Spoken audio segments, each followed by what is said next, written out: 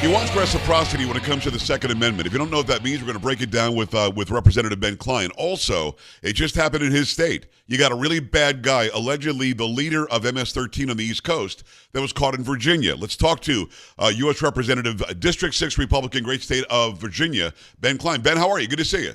Joe, great to be with you. Let's start with the big news yesterday. We see the news conference with Pam Bondi, the AG. We see Kash Patel, the FBI director, and they're out there taking away a bad guy who was, I guess, holed up not that far, half an hour away from Washington, D.C. I mean, my goodness. Now, the question that was asked of Tom Homan was, could Biden have gotten this guy had he wanted to? And the answer was, of course, yes. So, Ben, the question for me, for you, has got to be, why didn't he? Why is this guy 30 minutes outside the Beltway? It is a terrible situation that I'm glad Pam Bondi and the DOJ and the FBI and Kash Patel, they worked together to get this guy. This guy was a mass ringleader of the East Coast MS-13 and a real dangerous guy. So we're safer because of the actions of Bondi and Patel and the brave men and women in their departments and law enforcement that helped out. But yeah, this is a matter of misplaced priorities by a Biden administration that was more interested in having open borders and focusing on DEI agendas and other things than they were about keeping citizens safe. Member of the Freedom Caucus, Judiciary, and Intel and Budget Committees as well. It's U.S. Representative Ben Cline. So was it incompetence? Was this on purpose? And if it was on purpose, Ben, to what end? What did the Democrats want by allowing so many people in and so many bad people? Yeah, I think turning a blind eye to an open border was willful negligence. It was really just knowing that bad things were happening, turning a blind eye to it, hoping that for the best. But, you know, when you're not policing the border, you're inviting the worst of the worst to come in. You're inviting terrorists, you're inviting gang leaders, you're inviting those who want to do harm to Americans. And so the first thing that President Trump did was seal the border, and numbers have dropped to record lows, and the American people are safer because of it and because of law enforcement actually seeking out and finding those dangerous illegals who are here and repatriating them back to their country of origin.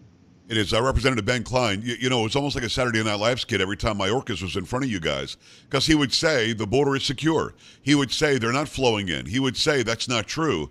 And all of that was just a lie. Now, he was impeached. Of course, Chuck Schumer found some novel idea that he would just dismiss it. I never heard of that before. But is there any ramification in mind? Is there any accountability for a Mayorkas or for Joe Biden or maybe Kamala Harris when it comes to the border, knowing that we've got murderous bad guys like MS-13, Tren de Aragua, that are in this country that they not only allowed, I think they requested that they come. They invited them. Well, I was an impeachment manager. I walked the articles down and had them read in the Senate, and it was sad to see members not paying attention, members talking to each other, looking at their phones, and really not giving serious time to those articles of impeachment. We needed a trial. We needed Mayorkas removed because people who have come in and committed crimes, there are victims in the United States because of Alejandro Mayorkas's intentional, willful neglect of the border. Now, did that order come from on high? Did that come from Joe Biden directly? We don't know. We need someone on the inside, a whistleblower, somebody willing to come forward and say yes. But, there's culpability in this previous administration to the crimes that have been committed across this country. So I doubt there are remedies civilly that can be pursued, but there should be, because these victims deserve to be compensated for the damage that this Biden administration did to families across this country. I could not agree more. It is U.S. Representative Ben Cline, District 6 Republican, great state of Virginia. I don't know if you know this. I don't know if we follow each other on X, but I was swatted 2 weeks ago. Many conservatives have been swatted now, where somebody calls it a 911 call that there's danger and peril. I've been stabbed. My dogs have been shot. 3 armed guys are in my house. None of that was the truth. And 7 deputies showed up at 2:21 a.m. They had their AR-15s out. Now, I've got an AR-15. I'm not against that gun. But, I mean, I live in Texas, and I've got my gun safe very close to where I am. I could have grabbed a gun, Ben, gone out there to save my family, and would have been killed by one of the deputies. This is a very, very dangerous thing. Are you seeing some? I know there's legislation that has been suggested by others, the anti-swatting legislation. I think it's attempted murder. I think it's domestic terrorism. What do you make of the left in such a disarray state that to shut people like me up, they do this? Well, it speaks to their lack of an actual agenda and actual issues that they can speak to. Instead, they resort to violence. They resort to these types of activities that put people in danger, put law enforcement in danger. And so, I have colleagues who have been swatted, and it's a dangerous activity. So we are in touch with our local law enforcement. We make sure that they know me, and they know my family, and they know our communities, and that's what's important to keeping people safe and out of harm from these liberals who want to either cause chaos or do harm. Can you imagine not having any ideas so you need to shut somebody up because he's conservative or America First? And it's been a dozen or so conservative commentators who have been swatted like this over the past couple of weeks. I know that Cash is on it, Dan is on it. We got the FBI who's talked to us, and hopefully we can catch somebody who's doing this. And it's going to sound like an odd segue, but as I said, I own a bunch of guns. I believe in the Second Amendment. I own them legally. I'm allowed to have them. The Constitution says so. And thank God that night it wasn't bad guys, but had it been bad guys, I'm ready to at least try to defend my home. In some places, you can't. In some places, you're not allowed to have a gun. They literally think on a city or a county level, they can tell you that your Second Amendment doesn't mean anything. So you're pushing for something called reciprocity. How would this work? Would it mean that in every state in the union, yes, of course, we have the Second Amendment? It would restore the Second Amendment all across this country. I was chairman in the State House of the Committee on Militia, Police, and Public Safety, which had jurisdiction over Second Amendment issues, and I sponsored the constitutional carry legislation for Virginia, which is essentially that you have the constitutional right to carry, either concealed or open. And reciprocity there, or constitutional carry nationally, would essentially establish that. But in the meantime, what's been proposed is reciprocity. So whereby if a state has that constitutional carry statute or has concealed carry like Virginia does, that you go to a state that doesn't allow concealed carry or has excessive hoops that you have to jump through to get to concealed carry, that you would be allowed to carry concealed in the state that you are visiting. And so that would really go a long way toward reestablishing those Second Amendment rights for people, and ensure that, the founders' vision was not that your Second Amendment rights stopped at your state border. These were Second Amendment rights to protect yourself, to protect your family, to protect your property, and they ought to be able to be enjoyed nationwide, because quite frankly, the Second Amendment, just like the First Amendment, freedom of speech, freedom of religion, right to petition your government, this Bill of Rights was not granted by government. These are God-given rights that were enshrined in our Constitution, and government's job is to protect those rights. Yeah, and that document just restricts government from taking those rights away. Obama was mad at that. He literally said, it's just not a document of negative rights. Yes, it is. It's actually a document that says you can't take this stuff away because you're the government. So with that said, it's like you were reading my mind, Ben. The next question was going to be, then why is it that a state can say I can't have it? Again, the first 9 are covered clearly, but the Constitution says you cannot restrict these rights. The 10th one says it goes back to the states. Last time I checked, the second is within the first 9. So why is it that individual states are allowed to do this? I think originally it was the Democrats who wanted to keep their slaves or former slaves from having a Second Amendment right. I really do think it was about racism and about keeping people, oppressed. Those of us on the right, the Republican Party that freed the slaves, we believe that the Second Amendment applies to everybody. So back to the initial question, it took a long time to get there, is why can any individual state decide the second one, I don't like it, we're just not going to do that one? Well, I think we're in a process of recognizing, the Supreme Court is in a process of recognizing through Heller and additional decisions that there is this individual right, that it is to protect yourself, yes, to own a firearm, but it's for a greater purpose. It is for the protection of your family, protection of your property. And that's why the founders put it second, right after speech, right after religion, right after your ability to petition your government. And so it's an important broad right that is for the individual, and that the Supreme Court will continue to broaden out that right to the point, hopefully, where, yes, the Second Amendment applies to every citizen, regardless of state, and it's a constitutional right to carry, and that you can carry in whatever manner you see fit, in whatever state you see fit. It is U.S. Representative Ben Cline, District 6 Republican, great state of Virginia. Appreciate the time and the access. Let's talk about wealthy universities and colleges. Why exactly do they get any of my money at all when they're charging so much money for students to go there? What sort of a ruse was this that they have their hands out and somebody in government said, yeah, let's give them a bunch of money? Well, the relationship between the liberal federal government of the past and the university community is coming to light, and it is a very deep relationship that one hand has washed the other for many, many years. And the Trump administration is essentially saying no more. These woke universities are not going to get more federal funds from taxpayers. They're also going to not be able to use federal funds to push a DEI agenda. And in the case of the bill that I've introduced, when they do get a grant, if they have indirect costs, and the law says, yes, if you do research, you're allowed to use some of that money for indirect costs related to the administration of that grant, but that it's capped, and that it's capped for smaller and universities that have smaller endowments.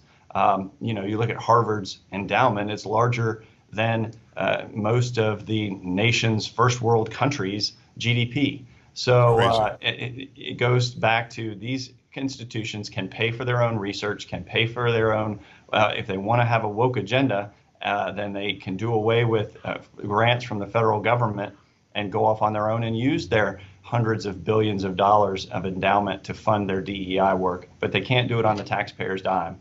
And this is actually an act that, are sponsoring this act? Yes, this is a bill that I've sponsored that would limit indirect costs related to grants that are awarded to institutions of higher learning. It is Ben Cline, District 6 Republican, great state of Virginia. Great state. I hope it goes through. It only makes sense. Similarly, although they're a little bit different, PBS and NPR shouldn't be getting my money either. No. I think, was it Jordan that said it was 87-6 or something, far right versus far left even being said? I mean, when you're watching these people try to squirm in their seats to keep the money, it's actually kind of laughable. If they're viable broadcast outlets that can compete against me on my radio stations, then they should do it on their own, sell advertising. Why should I, the taxpayer, fund an organization or an outlet that is going to be completely and absolutely one-sided? You shouldn't, and we should do away with funding for PBS and NPR. But there may have even been a day back, 50 years ago or further, when there were only 2 or 3 networks and There needed to be some kind of public access. But that day is long gone, especially with social media, and we need to continue to limit the funds for that. Now, I see you're a little worried about it. Don't worry, the video is a little bit choppy. The audio sounds amazing, so we're going to keep on going. So I appreciate you taking the time, Ben. Let me ask you about the Signal thing quickly, if you don't mind. You're on the Intel committee. I use Signal. I don't include the Atlantic journalist on my Signal. The big question here isn't whether it's classified. Of course it wasn't classified. You didn't have any methods, no sources, no names. We didn't know exactly where the targets were. So that wasn't classified. Certainly was sensitive. We all get that. The difference between those two words is stark. But having said that, we have to find out who the hell added that guy. Because it wasn't just somebody randomly. It happened to be the editor-in-chief at the outlet that hates Trump the most. Are we in the middle of an investigation that hopefully we can get an answer to eventually to find out how it happened? Mike Waltz says that it was, and I like Mike. We know Mike. We've had him on the show. I want him to be the NSA. I don't want him to lead the job. But he says he didn't know the guy, didn't have him in his contacts. Then how does that happen? Do we know? We don't. And, the president has said he wants to get to the bottom of it. I know, and I use Signal, and no, I don't use it for that kind of communication. Right. But when I downloaded Signal, it asked me if I wanted to download all of my contacts at the same time into Signal, and I said no. Right. So I am smart. Adding Signal people I want to chat with one by one, and maybe that's who knows? Maybe that's what happened was that somebody downloaded their entire contact list that included the Atlantic journalist, but I don't know that for a fact. And I'm hopeful that the administration will get to the bottom of it. Well, I could not agree with you more. Let's talk about the budget and the time we have remaining. You're on the budget committee. It's $1 trillion or $1.5 trillion in new debt in a deficit every year. We're adding to the deficit every day, billions of dollars a day just in interest. Are we on the road? I saw that, the sit down last night on Brett Baer on Fox with Elon Musk and the Doge team. Are we on the way to actually canceling the waste, fraud, and abuse and getting us to have a very efficient government, even in the face of burning down Tesla plants, or not plants, but their dealerships, and scratching Teslas, and we have to take down Elon Musk on somebody's birthday? Are we on the way to actually making this government efficient to where we can stop this debt that's out of control? The work that's being done by Doge and Elon Musk is important, and it needs to continue. But we have to find a way to quantify it and then codify it. So you have to find out exactly what the numbers are, and then the Appropriations Committee and the Budget Committee have to work it into our budgets so that we can actually reduce the amount of spending. Because you have others in Congress, Republican and Democrat, who are addicted to spending, who want to keep spending, even though Elon and Doge are finding waste, fraud, and abuse. They're ignoring it because they don't have the data sheets that we're going to need to force them to make these reductions. So eventually we will have those numbers. I hope it's soon enough so that the Budget Committee and the Appropriations Committee can work to actually bring down the deficits, which are approaching $2 trillion a year. We're ramping up the $34-35 trillion debt to the point where we're going to have an imminent fiscal crisis in this country, where interest rates are going to go well beyond the 9% they were in the height of the Biden administration. We're going to be looking at double-digit inflation and ruinous economic results if we don't get our spending under control. In about 30 seconds, Ben, if you don't mind, and I really appreciate the time and the access as always. You've got people like Jasmine Crockett and Al Green and Elizabeth Warren just acting the fool out there. You get Tim Walz out there saying he wants a shadow government now. You've got the left that is spinning in place. They don't know what to do. They don't have an agenda. They are splintered worse than we've ever seen. The Democrats, philosophically, should we just shut up and let them do it? I mean, it's almost like let them keep on doing this because they're on the wrong side of every 70-30 or 80-20 issue that we have. When your opponents are busy making fools of themselves, the best thing you can do is stay out of the way.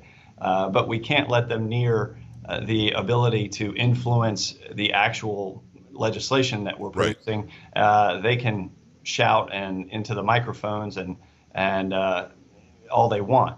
But I think that when it comes right down to it, the voters are smart. They see with the work that's being done in Washington, the changes that are being made. They voted for these changes. They want to see more. And the Democrats, those who are invested in the old, failed, tired, liberal left system, are screaming, and they are fighting. And that's what we're seeing right now. And the voters, that's why they're giving Trump such high marks. And it's why we're winning. It's District 6 Republican, great state of Virginia, Ben Cline. Ben, thanks a million for coming on. Let's do it again soon. Thank you.